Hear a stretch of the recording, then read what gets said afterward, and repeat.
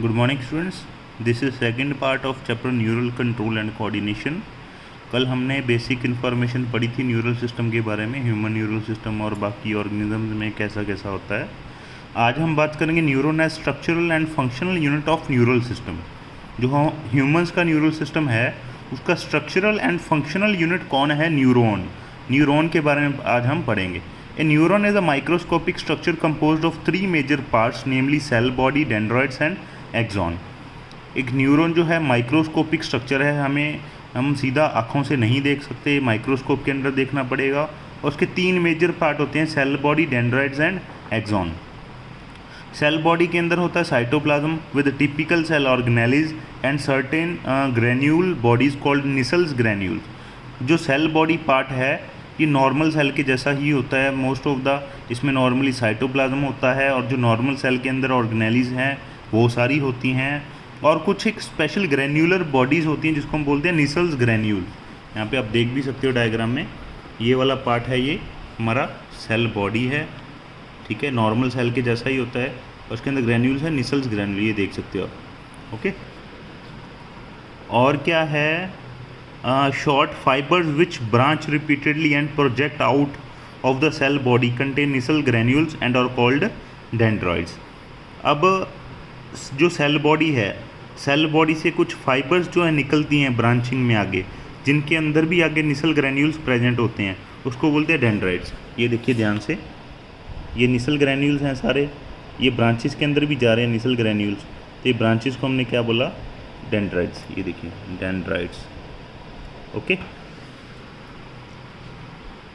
These fibre transmit impulse toward the cell body. ये जो fibres हैं ये इम्पल्स को सेल बॉडी की तरफ भेजते हैं। ये देखिए, ये सेल बॉडी है आगे, ठीक है, ये इम्पल्स जो है डेंड्रॉइड्स, निसल ग्रेन्यूल्स हैं, ये इम्पल्स को आगे ये सेल बॉडी की तरफ यहाँ पे भेजते हैं, यहाँ से फिर आगे जाता है।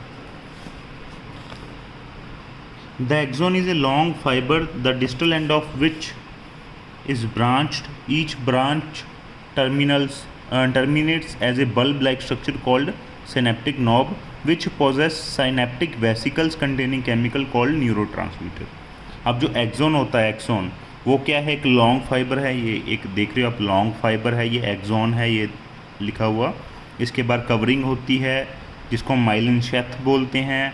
माइलिन शेथ के अंदर श्वान सेल भी होते हैं, और जो ईच ब्रांच है वो एंड कर जाती है एक गोल गोल इस तरीके से नॉब लाइक स्ट्रक्चर के अंदर, जिसको हम बोलते हैं synaptic knob.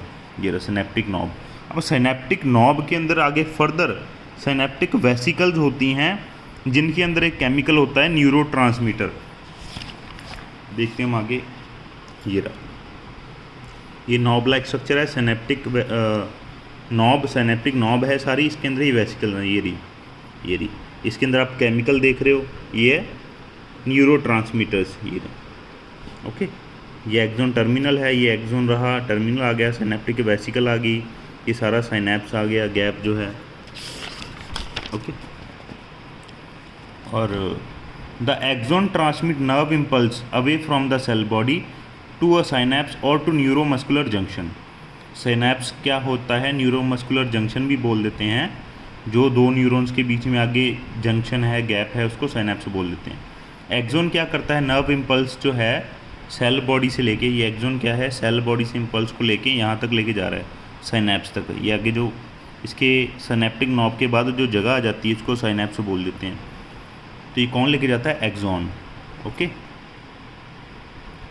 Based on the number of axon and the dendrite, neurons are divided into 3 types, ठीक है। डेंड्राइड और एक्सॉन कैसे हैं? इसके बेसिस पे 3 तरह के न्यूरॉन होते हैं। एक तो मल्टीपोलर विद 1 एक्सॉन एंड 2 और मोर डेंड्राइड्स।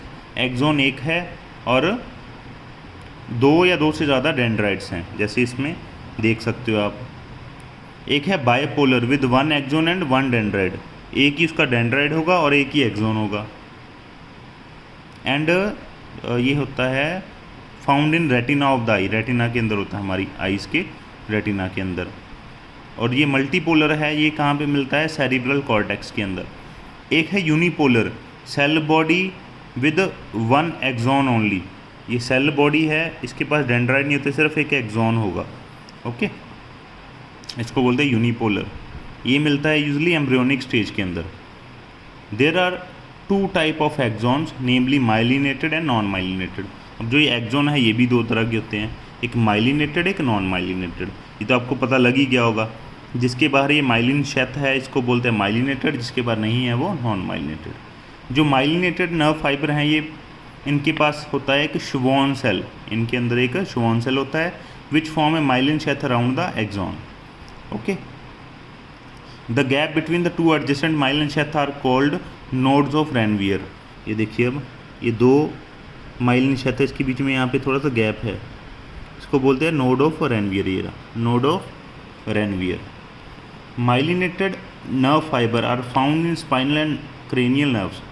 माइलिनेटेड जो नर्व फाइबर हैं जिसके बाहर कवरिंग है वो स्पाइनल एंड क्रेनियल नर्व्स में मिलती हैं। Unmyelinated nerve fibre is enclosed by a Schwann cell that does not form a myelin sheath around the axon. जो अनमाइलिनेटेड नर्व फाइबर हैं इनके पास सिर्फ एक श्वॉन सेल होता है, लेकिन उसके बाहर कोई भी माइलिन शेथ नहीं होती, and is commonly found in autonomous and the somatic neural system. और ये हमारे autonomic and somatic neural system में मिलती है। उसके अंदर क्या होगा, सिर्फ ये सारा श्वॉन सेल होगा सिर्फ, और इसके बारे में माइलिनेटेड शेथ नहीं होगी। ओके, तो ये था हमारे न्यूरॉन के बारे में। ये सारा आपने शायद 10th में भी किया था, लेकिन इसको दोबारा आप रिवाइज कर लीजिए अच्छे से। तो ये था हमारा आज का टॉपिक। कल को हम करेंगे generation and conduction of nerve impulse. Thank you.